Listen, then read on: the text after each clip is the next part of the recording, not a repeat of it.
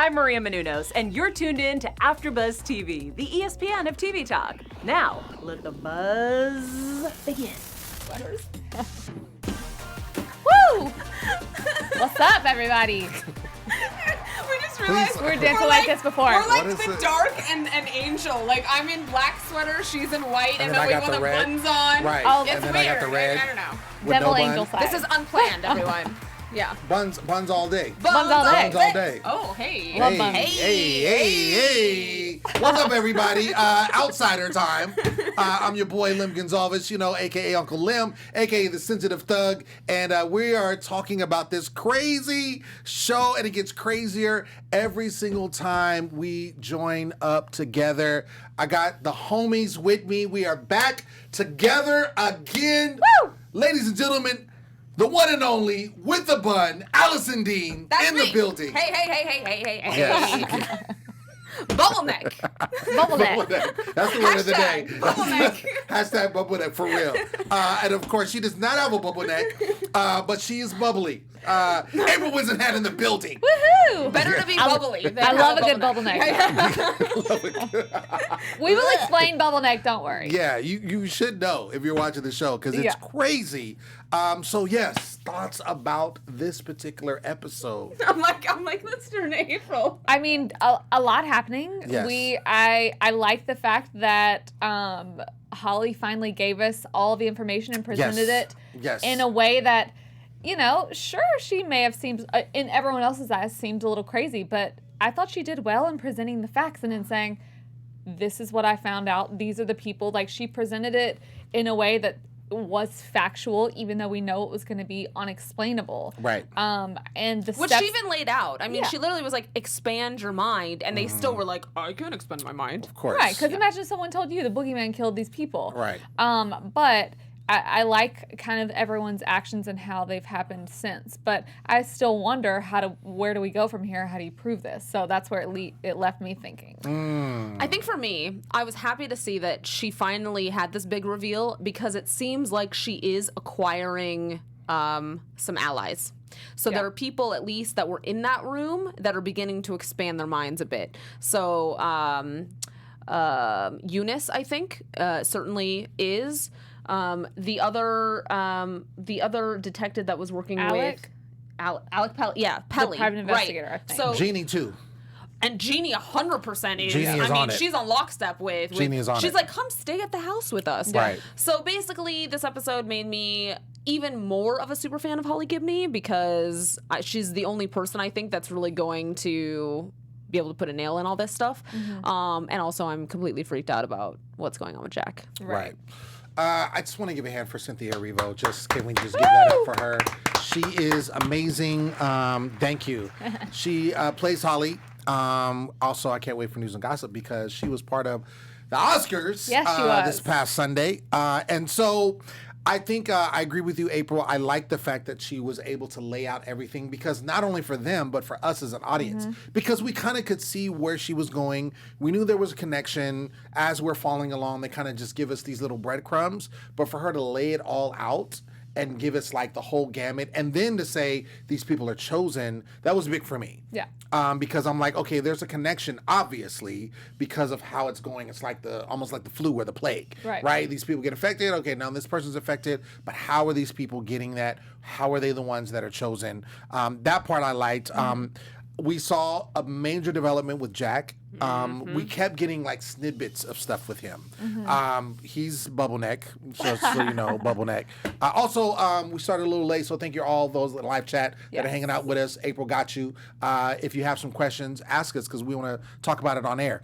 But yes, Bubbleneck, we saw some major things with him, and in going into the previews for the next episode, that looks crazy. With him and Holly and that whole situation. But again, I'm finally so happy that someone has seen it. Yeah. And of all people to see it, she is the most ideal, because you know, with everything going on back in Dayton, Ohio, she knows what's up. She knows that there's some correlation to all this now. So yeah. Absolutely. Also, we see that there is a kind of I don't want to say a divide, but we see Jeannie kind of stepping it up, as I was mentioning earlier. And she's got the drawing. She ends up going to Glory's house and talks to the daughters, and then ends up saying, because she sees there's a correlation.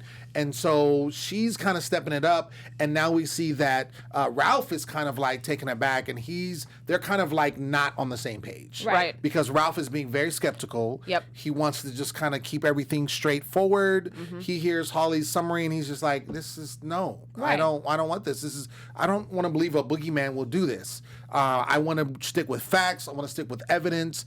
But he has to also know that it's not the regular run-of-the-mill situation. Right. Yeah. Like, you got to expand your mind, like Holly was saying. Everything that Holly has painted, I think, also in front of him, I think he is going to have a come to. I especially thought it was poignant that when they were in the kitchen together and she was making tea, when she said, has there been any visions that you had, or have you been spoken to, or anything like that? And I think the fact that the words that his son spoke out to him were, like, you need to forget about me, kind of a thing. Right. Which it's so pertinent for what his wife is saying about, like, you need to drop the case, you need to da-da-da. I think he's going to start connecting that as well to the fact that he has been talked to by this demon creature. Right. Well, I think how he explains everything is very logical even to me, meaning like he's like, okay, clearly Jeannie had these problems after their son died. How she explained things to him at the time, like, it was like, you didn't even remember you cut your foot, whatever. Then she kind of came out and told him. And even, how he's like, it's a 6-year-old girl, and then it's, a delinquent, I don't know if he's delinquent, whatever, but the kid who didn't want to explain it to them at first, and then later came back and said, oh, never mind, this is what I saw. But you still, with all of those things, you still can't deny that they're all very separately explaining the exact same thing. The only connection could be because of the Maitland girl, I believe it was Jessa, telling this story to Jeannie, but it's still like, she drew this herself, and she did kind of explain it at the time, but she didn't do the full drawing, obviously, until tonight's episode. Right. So you just can't deny those facts. You can think, like, you're all kind of, it's almost like a witness that isn't fully credible in court. Like, none of these are credible witnesses, let's say, because of what they've gone through or things that they've done, but you can't ignore those facts. And I think that's what Holly is kind of helping him to do at this point, and I do think that it's going to take him, meaning Ralph, to fully realize everything before we actually get somewhere with it. I think he's definitely going to be the one that's kind of push it, because even though Holly has like given this information kind of to everybody, that's on the force, there's, again, I use the word divide. There's definitely a divide. We saw how Glory acted. She just went ballistic. She's like, wait, you going to tell me a boogeyman? She went Right. To exonerate my husband? As would we, like come on now. Yeah. And then we know Ralph, he's feeling some kind of way. We know that Jeannie is kind of like, I want to hear more. Yep. But it's like, I feel like most people are like, I can't wrap my head around this. Sure. So, and this is what you're doing. This is the police work that you're doing. We just don't get it. I feel like, and then of course, her homeboy, her love interest. Good old Andy. She's feeding her all the information. Right. Which is helping her out in what she's doing. Let's go to the top of the episode. We see that Holly gets this, speaking of Andy, she gets this ominous email from Andy, and then she kind of wakes up, on this bus as she's traveling, and the bus almost wrecks because she kind of, she sees something that may or may not be there, but bottom line is, Cuco. Right, exactly. It's just kind of all around the situation. And then we see that's when we see the sketches, and Ralph and Jeannie are looking at the sketches of the boogeyman, and she tries, Jeannie tries again, because remember from the last episode that we saw that she got the visit, and the visit from the boogeyman said, hey, you got to tell him to stop. Yeah. Stop what he's doing. Which, coincidentally, we saw that in writing for our homeboy, Bubble Boy. On his hand. Yes. Yes, in the bathroom. Exactly. So, very Candyman-esque. And so, this boogeyman does not want to be, obviously, found out. Right. And I feel like, just not jumping too far ahead, but Ralph is going to be the one that's going to have to bring him to justice. I feel like he is the hero in the sense. It kind of has to be. Right. I think one of the most important parts from the very beginning of the episode is where she's looking at that picture of Tracy P. when she gets this email that says that he and Heath are related. But that's where she discovers the bubbles on the back of his neck. That's where, you know, she looks at the picture, and obviously it's very important because of what happens in the end of the episode when she finally sees the bubbles and the very similar thing on the back of Jack's neck. But just all that she's kind of connecting from those first few moments, and even the fact that she had this dream, which they all tend to happen in dream states, because she's going to this one place, which, like you were saying, all leads to Ralph. Clearly he has to be the person that has to be like that's gonna figure it out, the hero. Right. But it still leaves me wondering, like, so what's the end goal from this? I mean, we'll talk about that later, but yeah. I like what Sin E just said. Read that. Oh, Sin E in chat says, Ralph looks distressed, like he was coming apart at the seams all episode. He did. And I think the thing that they're doing, though, is they're setting this up in a very specific way because they want us to see that real big arc for him. They want us to see that he is the biggest skeptic as it relates to all this stuff. And then he ends up being the biggest sort of proponent for everything that Holly has proposed and finds. Because another item that Holly said to him is, look, all this is happening because he is vulnerable, which means there is a way to take him down. We just have to figure out what that is, right? So that seed is now planted for Ralph. And so I think that's going to kind of be a part of these next, you know, these final episodes that we're going to have about how we're going to, you know, get justice. Right. How do you all feel? We did see that Ralph goes to see his therapist, and this is something that he has to do. Based on, because remember, he shot and killed. Mandated, yeah. Exactly. And so he doesn't want to do it, but he has to do it. And then it comes up about him seeing his son, who we know has passed away.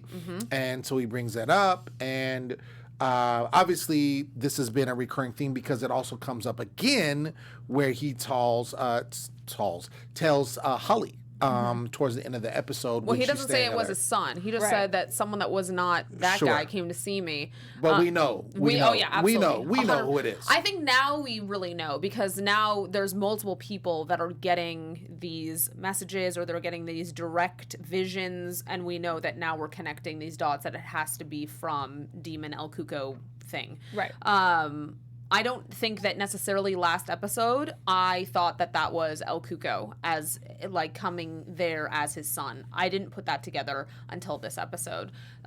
When he was in therapy session, I don't think the therapist is going to really add any value here. I think honestly Holly's going to be the best therapist for him at this point. I mean, CB El Cuco basically appeared as his son in his dream, and or in real life. Yeah, and the only reason why I also feel that way is we're getting extra confirmation that people are having visions of things. Jack is, I think that must have been I'm assuming it was his mother or something. Yeah, we haven't got there yet. Do you know? That, but so again, that's it's the like assumption. Things can happen in these people's minds, whether it's actual in a real physical state or if it's in like some hallucinated dream state. It's still happening to them. So I just have to ask y'all this, and I asked y'all it a couple of episodes ago, but I still don't know the answer. So do we think there's a difference in the people who have bubble neck versus the people who are scratched?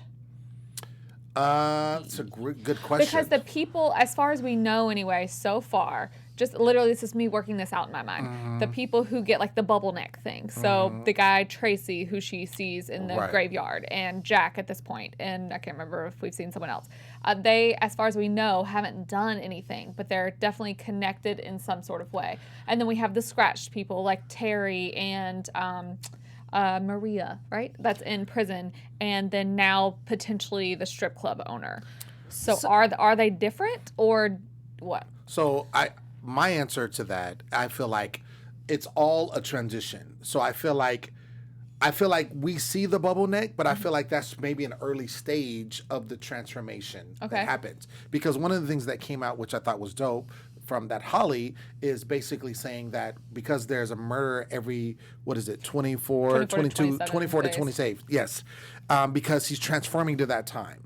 And so I'm thinking that the bubble neck is an early stage of the transformation, and we just don't see it with everybody because, you know, it's just a stage. So I think at some point Terry had bubble neck. Right, basically. exactly. Okay. And maybe they didn't know. I was going to say that no, I think they're very two distinct different Really? things. And the reason why I'm saying that is I think that these bubble neck people are the people that So I think in the case of the Dayton murder, his cousin was the one that actually became his doppelganger or something. His fingerprints were in the car or wherever it was. And we don't know who the doppelganger was for Maria, and we don't know who it was for Terry. But we know that something is happening to Jack where perhaps Jack is going to be the one that morphs into another. Maybe it's Claude.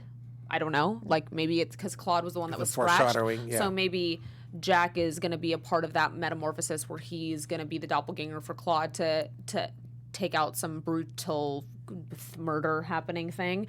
But I think they're very different things. Because, and the reason why, when Holly pointed out that there is some transformation, a shedding that happens, some kind of like physical state change that happens, I think it's happening to a different person that's not the person that ends up being convicted. Yeah. That's what I was thinking as well, but then it's like, it didn't make sense to me because of, at the beginning of the episode, Jack not having, or the bubble seemingly going away. It was still red, but there wasn't anything there. And then it was like, El Cuco thought he messed up, so the bubbles came back. See, that's why I feel like it's a fluid situation. Now, let's go this route, and just so we can pick it apart. Who have we seen visibly that had the bubble neck? Only Jack and Tracy. So Heath's cousin. Heath is the guy that was convicted and killed himself in prison. And with Jack, how did he get infected? From the barn. Remember when he went to look? Right. Yeah. Okay. So do we think that because my thing is, if we only saw 2 people with a bubble neck, you know what I'm saying? There has to be a lot more. There has to be a lot more. Oh, yeah. So that's why I err to the side of, I think like everyone gets the bubble neck. But wait. Now we know that there are the hosts, right? The main people, and then we see basically the collateral damage, right? Which is the families or what have you, because we see that it runs through. So we saw with Terry, or not with Terry per se, but with the person that died or that was murdered, right? The boy, and then from the boy, the whole family. So we see the person inflicting the murder, and then we see the murdered people. Yeah, and then we see, and with the others, it was their family. So the convicted person, maybe the people that they murdered, their family, something happened to them as well. But with Maria and with Heath, all of his family members have died, and all of her family members have died, almost as far as we know. Okay, Mike C in chat, read what he just said. Mike C, also a friendly reminder, none of us have read the book, so we are all going off only what we have seen. I always feel like it's important to remind everyone. Mike C in chat says, they are 2 different things. Scratch people get framed for murder, bubble necks become his slaves. That's what I'm thinking. I like that. And yeah, there's something there. So the part that I am very interested in is, are we going to understand who had the bubble neck when Terry's stuff went down? And that's the piece right now that's missing for us, is we don't know who slave person was, for what Mike Terry, was saying. yeah. We don't know who that person was. So right now we see who in this next 24-day period. Right now it's Jack. Right. And the thing that I think is now making sense is it must be Claude that's going to be the one that takes it out, because Claude's strip club owner. Yes. Okay. Because Terry did, and that's why Yunis is clocking him right now, because Yunis is painting that picture in his mind for himself. Okay, Holly just said that people that have physical contact with the murderer then are the next framed person. And Yunis recalls in the video that Terry did have, like, there was something that happened to Claude's hand at that strip club when he was there. And so that's why he started following him. And he and Ralph went through that video extensively, and Ralph made him stop it, and they did all this stuff, and he's like, why are you doing this? And so maybe, yeah. And I think now, so those pieces being connected, that it's like, I think the piece, though, that we're not taking into account right now is all these other murders that happened. There wasn't a whole team trying to take down El Cuco this whole time, right? So his priorities now are not only like he wants to murder children, but okay, I also need to defend my stature in this world. So I'm curious how that conflict is going to play out between Yunis and Jack and what that looks like. Well, then it's like, and what do you do? How do you ultimately take him out? You kill the 2 people that are infected? Well, yeah, it's super convoluted. Yeah. And that's, I think, the problem. Because then you also have, so if that is the case, and based on the person in live chat, I can definitely see where that comes from. And if they're coming from the books, then of course that's kind of how it plays out, because I haven't read. We the don't book know. They didn't say. He didn't say that. Okay. No. But I think it's a great assumption if we're doing an assumption. Mm-hmm. My thing is, because there's more people that come in contact with the boogeyman, and it's so layered, because you got not Jack's daughters. We got Terry's daughters that has seen him. Yeah. We see that Jeannie has seen him. Yeah. We see that Ralph has. We feel like, I think we can agree that it was, Kim Cuco. in the form of his, deceased son. So we see that there's different forms. So it's depending on, not everybody gets infected, but some people may see them. And we see, like, even with, there was 2 warning signs. One was given to Jack about, like, let it go. And then there was another warning sign that was given about stopping the, and that was given to, I think that was given. His wife? Was that given to Jeannie? No. So the stop tonight sign? Was Holly on the bus whenever she sees Tracy, the guy from the graveyard, and he's like, look, and there's a bus, but there's no bus. And then the other two things happened to Jack tonight, where... But there were 2 stops that happened. One, Jack got a stop, and then there was another, or did he get 2 stops? Jack got 2 stops. He got the on his writing hands, on the okay, where it's like, that's what I'm stop thinking her of. And the bathroom. bathroom. So he got 2 Yeah. stops. Yeah. Okay, boom. So, and he's a bubble boy. Yeah. Right. He's bubble neck. So I think the people that are scratched them, I don't think that there's any. They're not really being controlled. It's just Cuco needs the DNA, so it's the bubble necks that are really doing the action. Like, So they're the ones that are afflicted, like being controlled in some way. I think, like, the Terrys and the Marias and the people that were framed, they might have some thing on them, but they're not being controlled in any way by this thing. They're victims. It's exactly what Holly stated. They're victims in this situation. Yeah. So let's jump over to when we see Jack fight with what we believe to be his mother, or an image of his mother, based on the dialogue that's happening. What do you take of that? Because I when I'm looking at that, I'm like, yo, this is crazy, because we see also the aftermath of that. We don't see the mom, I'll use in quotes, anymore, but we see all this collateral damage. We see blood streaks in different places, and we see Jack kind of getting up. Right. And then he puts this makeup on, which looks terrible. He looks like he's trying to... I don't know what he's trying to do. He's trying to cover it up, but he ain't covering it up well. It looks terrible. He looks like he's putting camouflage makeup on. That's what it looks like. But what do you take of that whole scene? Because that, to me, that spoke volumes. But then I was trying to figure out and piece that in what we've already seen. Well, for me, so he was seeing something very clearly to begin with, who started to beat him. But then we saw subsequently down the road that there was nothing there, right? So and there was a force there that was clearly in the room. Sure. I mean, again, I think that this is it's a state of control for this Cuco or whatever it is. Cuco wants Jack to really execute on specific things. Jack is fighting it, and so that's not making this demon thing happy. And so he wants to inflict pain to sort of say, hey, if you don't behave, I'm gonna F you up. I don't know. I mean, that's... All right. Y'all are gonna tell me I'm reaching here. Maybe not. Maybe But not. I thought about this at the end of the episode. No, you are. Trust me, you are. Okay. I thought about this at the end of the episode when he's in the car with Holly, because I looked at his face and what was happening to his face. Oh, changing. And one eye started drooping, and one lid started drooping, just like it is in the picture. Okay. So is it... At first, I was like, oh, wait, is this his way of, like, transforming? But then I was like, I don't think he has to beat him up by his quote-unquote dead mother to do that. I was like, maybe this is his way of almost, like, saving himself, meaning El Cuco saving himself. Like, let's give this figure that now looks like what majority of people said he looked like. I mean, he didn't at that point. Like, he only does now that he's been beat up. But I just think it's almost a way of like saving himself because it's like an easy explanation. It's either that or it has to be the first beginning stages of the transformation. That's so interesting. wait. So this is why I initially said about like I feel like everyone maybe get the bubble neck because I feel like he is transforming into something because and you were saying that and I don't think it's a stretch at all.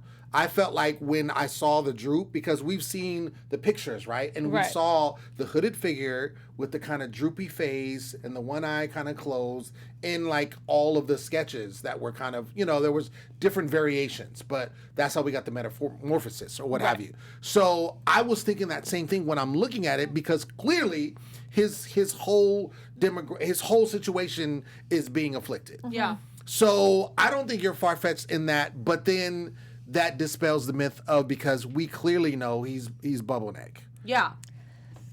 I mean, it could be either or. So, but it's just like we were saying earlier, the person, maybe the bubble necks are the people who are actually like doing the deed. They're the people who are, you know, kind of collecting the DNA and dropping off the DNA. There's a lot that Jack has been doing over the past few weeks or past few days or however long it's been that we don't know. Think of him like dropping all that random crap off in the woods. Guess what? That could have been things that were actually, we see him purchase stuff, but it could have been a thing to like collect DNA and put it on something. I don't know. I mean, that's a stretch there as well, but there's a lot of stuff that we don't know. We have, like I said earlier, we have no idea why the bubbles were gone at the beginning of the episode and then now they're back. Right. So, well, it could have been none of it makes sense. It could have been like a precursor to transformation too. I mean, I don't know. Like, obviously, we don't know a lot about this. What the transformation is? If the transformation is the person turning into Cuco with that facial deformity stuff happening that we're seeing in the images, or if the transformation is them taking on the likeness of this person that's being framed, or if they're taking on the image of El Cuco, and then once they have that sort of likeness, they're able to shape shift into any other person that they need. I mean, it's like there's so many possibilities of what this could look like. Right. But I definitely think bubble necks are the ones that transform. Hold on. Isn't Jack related to I'm forgetting her name at the moment, the female detective that just had the baby? Well, yes, he's the uncle of the baby. He's not her direct. He's like an in-law. I think. Oh, he's not a blood relative. Yes. Because she comes up we saw in the next episode or what have you. But yeah, he's because she had the baby and he came over and they called him Uncle Jack. So I believe I think they're just really close. Like he's like a godfather. Like, but I thought he was the brother of the father. Well, so that you did not mean this in this way, but just said other Bubbleneck was accused cousins. So Tracy was Heath's cousin, and then that just got my mind thinking like, oh my gosh, you're right, detective. Remind me of her name. Hasn't really been around much. What if there's because we're trying to wonder. Clearly, this is being set up for something else happening. Could it be because of that? I'm sorry, that was just a reach, but like I needed to state it because I thought about it and I was like, I really wish I knew who had the bubble neck when Terry's murder went down. That would help me so much right now. I don't know. I feel like I want to stick to my original assumption. You stick with it. You stick with it, Lamb. We're not taking it from you. I mean, you can't because I said it. Exactly. Hello. But we're gonna stick with ours. You should. Okay. I will say this. I feel like the next episode is going to show us because something's the interaction, gonna go down. Right. The interaction that we see with Holly and Jack. I mean, Holly's so amazing. She sees the bubble neck, right? And this is, we believe, the first person to see the actual live bubble neck. And so she sees that, and then he starts acting super weird, right? Because she sees it, and he's like, "No, we're gonna keep," because she wants to kind of. She knew immediately. She was like, "And she time to turn back, right? Exactly. Turn back time." And he's like, "No, we're gonna keep going." Oh no, I have to kill you now. Right. Yeah. So there's gonna be something that goes down, and I think that's gonna be an answer to some of our questions regards to that.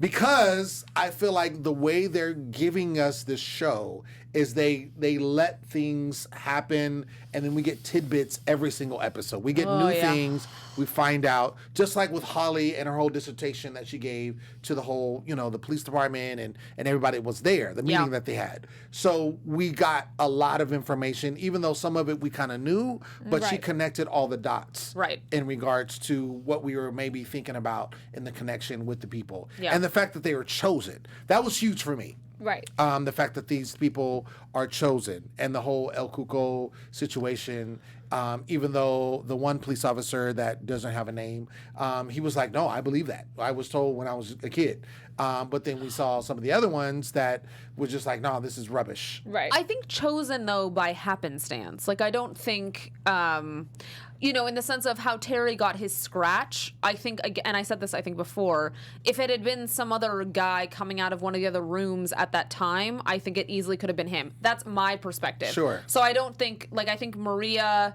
to Dayton, Ohio guy, what's his name? Heath. Maria to Heath, I mean, like, I know he was coming into the bar, but I feel like it could have been another dude that came into the bar that was flirting with her. Like, I think it's yes, they're chosen, but I think that there is a layer of happenstance about it. So, for me, Right. when I hear the term chosen and happenstance, it doesn't align. Right. Well, he knows. So- Look, the devil guy, Cuco, he knows he needs someone. So if you're the next guy that falls in line, you're chosen. Boom. Because you're there. So that's how I'm seeing it. I don't see it that way. Only because she made the point of them being chosen. If it was just a happenstance situation, in my opinion, then it could just be like, oh, okay, well, these people, they just happen to run into each other, and then they end up getting infected, and then this ends up happening. You see what I'm saying? No, I get what you're when she saying. made the distinct point of them being chosen, unless she's wrong, and this is just something But that you she's can be just kind of chosen put in there. because you're just the first guy there. Okay, Right. you're chosen. They haven't made a connection between all of them completely, other than, as far as we know, basically They ran into each wrong other. place, wrong time. Right. Yeah, We I look at chosen as being very distinct. Yeah, Like, I think it's only deliberate in the fact that they were the first person there. I That's how disagree. I see it. Yeah, Carlos Hernandez says it's like a virus from one person to another. I hope we find that out for sure. That it's either basically like you are chosen for a specific reason, Right. then there's a direct connection, or Right. essentially wrong Like, I place, don't see wrong Cuco time. being that, like, I don't know, I calculated. need you Yeah, right. specifically. I don't see, like, I don't know. Yeah, and it could be that, because Yeah. I was thinking that initially, like, oh, okay, because we've seen how the people get affected. It seems very random. Yeah, Right. yeah, Right? right. But when she said that, I took it as, oh, okay, well, if they're chosen, then there's something distinct about them. They were chosen. You know what I'm saying? Yeah. In the sense of, like, Chosen handpicked, specifically. Yeah, like, yeah. to That do part, to do a situation. yeah, right. And I look at the biblical term because Bible says many are called, but few are chosen. Yeah. So that's how I look at it. Right, and there could be a lot of that touch point too, Sure. just based on the fact that this obviously Cuco goes back how many, Exactly. however many years in history of all these other cultures tapping into the boogeyman. So, Correct. Yeah. we're getting into some stuff. I think we'll find out though. I hope I mean, so. we have to because it's the 6th episode. Right. Right. We got 4 more. So they have to give us some more. Oh my God, that's crazy. I know, right? Me counting here. Yeah. I just hope that they don't leave us like super hanging. They can't. Like There's please just no don't way. do that. Well, I'd be Please. super happy if they have another season of this. Like, if they figure out how to keep extending whatever this looks like, I'd be feel super like it will. down. I But feel like I it don't will. know. I I feel mean, like it's it just will. one of those. I don't know. TBD. Yeah. TBD. Super for sure. TBD because we haven't heard anything. Super TBD. Yeah. One more point before we go into the next segment. What do you think about what happened? Because we did see simultaneously, right? We saw Jack dealing with what we believe to be his mom or the image of his mom or what have you, and that bloody aftermath, which was crazy. Right. But That was also, we also simultaneously, we saw Glory kind of taking Jack's, not Jack's, Terry. Yeah. Terry, her husband, stuff, and just kind of putting it in the middle of the house. What did you take from that? I have no idea. That honestly. should be, well, for her, at least in the subsequent conversation that she had with Ralph about the fact that maybe she didn't really know her husband, part of me thought she was doing it because she needed to convince herself that maybe my husband actually did this. Maybe that'll help me digest whatever this is looking like, because I would rather know that my husband did it than believe that it was the boogeyman. Like, in her mind, Right. that seemed to be it. So she needed to rid herself of all of his stuff to sort of like cleanse herself and detach from her husband Terry that she knew to her husband Terry the murderer. I mean, at least that's kind of what I was seeing. I didn't love it, and I was really like, come on, Glory, I hope you have Yeah. the same kind of arc. Come on, Right. get on board, Glory, get on board. Right. But yeah, that's at least. And then when her daughter was like folding everything back up, I was like, Yeah. Okay. What do you think? I mean, I just think that it was her trying to rid herself after this conversation happened. You really start to think of these things, and then you start to think, okay, this person was infected, so basically taking those infectious items out.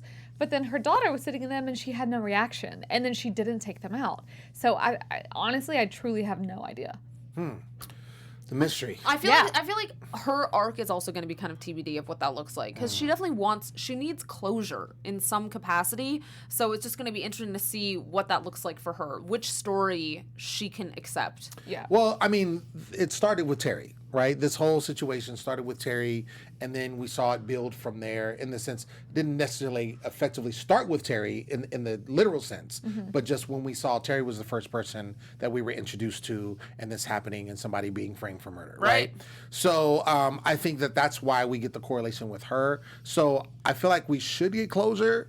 If we don't, that would suck, because it's like, what are you doing to us? Yeah. And she is definitely hurting. Oh, yeah. And we also see that, she keeps getting pulled in because of this. We see our daughters get pulled in because they're given the sketches, by Jeannie. So we see that she keeps getting, involved. Good for Jeannie, by the way, to go over there and do those photos. Right. Gotta do what you gotta do. Right. Right? Right. And then even, Holly is so dope. Even when she did the whole situation with the cell phone and to see the presence there, that was really dope. Yeah. Because that was amazing. Yes. With the markers and the fingerprints. Because what it showed is, it's like, yeah, you may not believe in the supernatural stuff. But or you may check not this believe, out. Check it out. This is real deal. Did you know this? No, you didn't. But look, this is factual.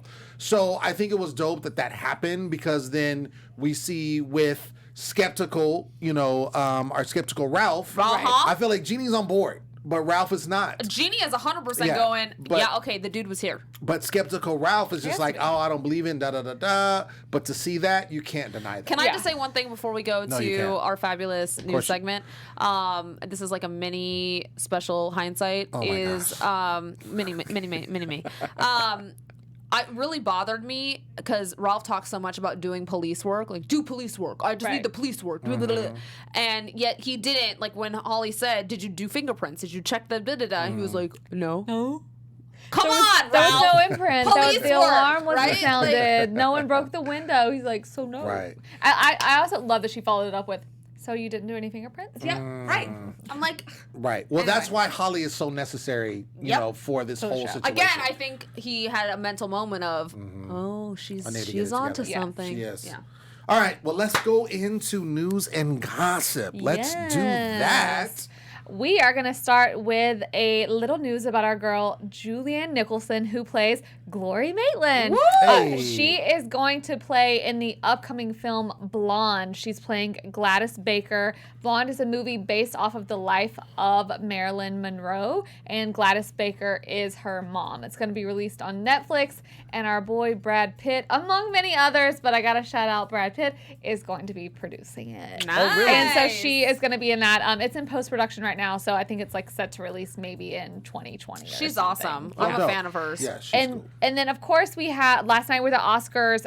Cynthia Erivo, aka Holly Gibney, was nominated for 2 Oscars. She also performed her Oscar-nominated song from Harriet Stand Up. So we just wanted to show y'all a little clip of that because holy smokes, it was amazing. She was so amazing. Yeah. Let's look. Let's listen.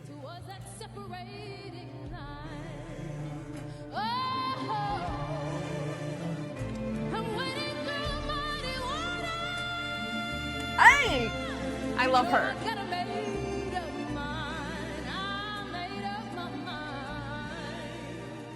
If y'all haven't seen it, you have to go and watch the full performance because it was just insanity. And it was good for me to know that, like, this chick is talented in so many other ways than I even possibly could understand. So definitely go watch the whole thing. If you haven't seen Harriet, make sure you see it. Also, just download and, buy her song because that's the whole point of it. So, she was amazing. I watched all of the Oscars and all of the performances, and I feel like hers was one of my favorites for sure. Yes. Same for me as well. It was just, I don't know, just it had a lot of life to it. Just her whole presence was magnificent, I thought. And you said that she not only sang the song, but she also co-wrote it, correct? Yeah. Yes. Well, because she was nominated for Best Song for the Oscar. That's dope. I thought it was incredible. That is dope. Shout out to Cynthia Erivo. Yes. She's really fabulous. dope. I part of the reason why I decided to cover the show was because I knew she was on the show. I mean, because she's really dope. Yes. She's really dope. I was like, Lem, there's a show coming up. He was like, who's in it? right. Who's in it? Yeah. And then he texted me later. He was like, oh, yeah, I'm in. Yeah, I'm in. Cynthia Erivo? Okay, cool. Dope. And Jason Bateman, of course. Jason Bateman's the homie. Yeah. All right, let's get into news and predictions. Yeah. Let's do predictions. Boom, boom, boom. And now, your AfterBuzz TV. You know, I want to pose a question to y'all. Carlos Hernandez in chat says Holly knows because of when she sees Bubble Neck when he leans down. But at the end of the episode. how will she get out of this situation? Funny So you that should leads us ask. into a prediction. Exactly. Thank you, that's Carlos. a great lead. I'll start. So she's obviously very smart. Yeah. And I think that she is And she definitely may have going pepper to- spray. I don't know. she's definitely gonna first of all, spoiler alert, she's going to get out of this situation. She's not gonna be infected or hurt or maimed in any way. I feel like she's going to get out of the situation. She's going to use her wits to get out of the situation. But I think that in that situation, I think that's going to give us more information about the boogeyman and what he's trying to do. Because, again, we established that he received 2, not just 1, but 2 to tell her to stop. Right? So we know that, and then we've gotten warnings. He gave the full warning to Jeannie. To tell Ralph to stop as well. Right. So the boogeyman, El Cuco, does not want to be found out because ultimately, and this is my little prediction, I think that if he is found out, he is not able to do that anymore. I know. Then it's the end of him. It's the end. Yeah. Vulnerable is the right, magic word. Exactly. Yeah. So, obviously, because he wants to keep doing this and keep, doing all this crazy stuff. So I think that's why. But yes, I do think to circle back to the beginning, I think that Holly is going to be fine. We're going to find more information about what happens, and then boom, there we go. Well, I think it's interesting, too, that we saw that somehow Ralph knows that Jack took her. So I think that's an interesting piece of this whole idea that there will be some kind of an arc for Ralph that we're going to see. I think next week's episode is going to be one of the trigger points to sort of push that forward.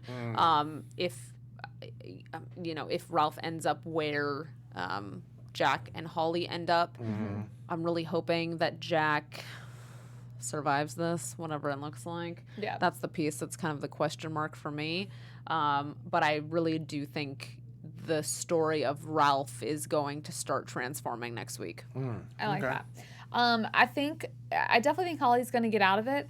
I don't know how. In tonight's episode, I thought she was just going to turn the car into a railway and just wreck, typical show kind of stuff. But I don't know. I do think she'll get out of it, though. My main thing, and it's not necessarily a prediction, is I kind of touched on it earlier. I just wonder what all of this is going to do. You're not going to go to the public. You're not going to go to the FBI. You're not going to go to the sheriff's department and be like, it wasn't Terry Maitland. El Cuco did this. Sure, everyone around him will, quote unquote, know the truth. But I'm like, what? The end goal is not about Terry Maitland being, exonerated anymore. It's about figuring this out and if it can be stopped. I will say this too. I think Detective Andy, is going to have some meat in the game with all this because I think he's in lockstep with Holly as it relates to there's something weird going on here, and he seems very open-minded to whatever that could look like. So I think that there's something there, and I'm curious to see how that escalates. Okay. Well, we'll see. We have 4 more episodes left for the first season. So hopefully we get some closure because that would be sucky if they leave us. Yeah, it's a good word. hanging. I agree. Yeah, that would be sucky. The suckiest. Yes, Super it would be sucky. the suckiest. Yeah. But that has been our episode today. We want to thank you so much for joining us. Thank you, everyone on the live chat. As I always say, we want to keep the conversation going. Please comment on the YouTube and let us know what you think. What do you think about our predictions? What do you think about how the show is going? And let us know because we can interact with you and let us know how we feel as well. I've been your host, Lim Gonzalez, and you can find me everywhere at Uncle Lim. Also check out my website, stayonthemic.com. Allison Dean, where you at? I'm at the Allison Dean. Super easy breezy.